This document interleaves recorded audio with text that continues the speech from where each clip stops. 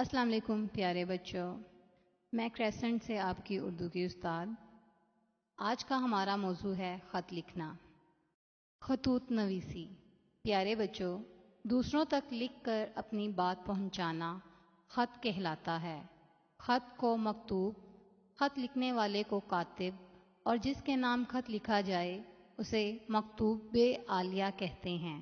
چنانچہ اگر علی اپنے ابا جان کو خط لکھے تو علی کاتب ہے، ابا جان مکتوب عالیہ ہیں، اور علی کا لکھا ہوا خط مکتوب ہے۔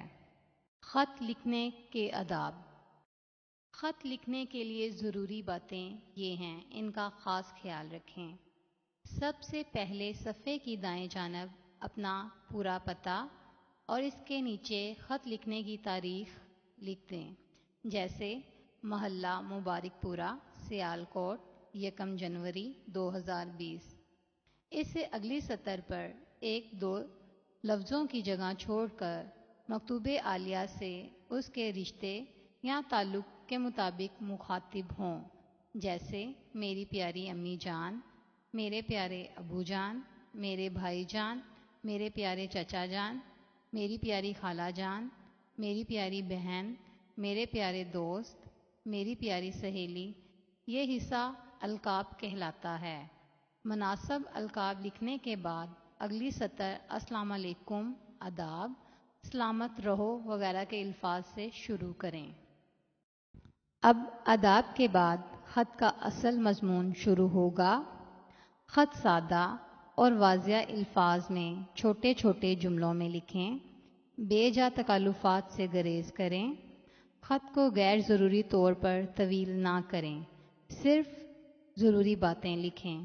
خط کے اختتام پر صفحے کے بائیں جانب اپنے رشتے یا تعلق کے لحاظ سے کچھ الفاظ لکھ دیں، جیسے آپ کا پیارا بیٹا، آپ کی پیاری بیٹی، آپ کی پیاری بھانجی، آپ کا پیارا بھانجا، آپ کا پیارا دوست، آپ کی پیاری سہیلی وغیرہ۔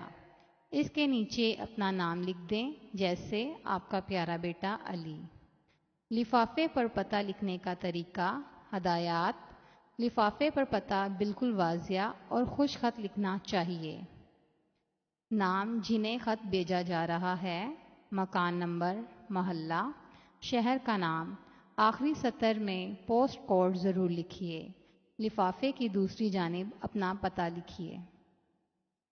پیارے بچوں، اب آپ اس نمونے کو پیش نظر رکھ کر اپنے والد کے نام ایک خط لکھیں، جس میں کسی میچ کا آنکھوں دیکھا حال بیان کریں۔